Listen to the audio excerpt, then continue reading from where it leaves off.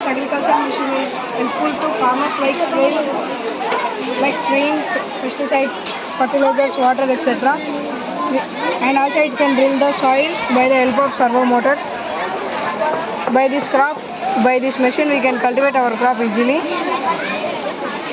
We can control our machine by hands.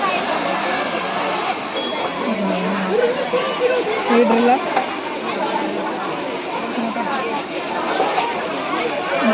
Breadboard, servo tester, servo motors,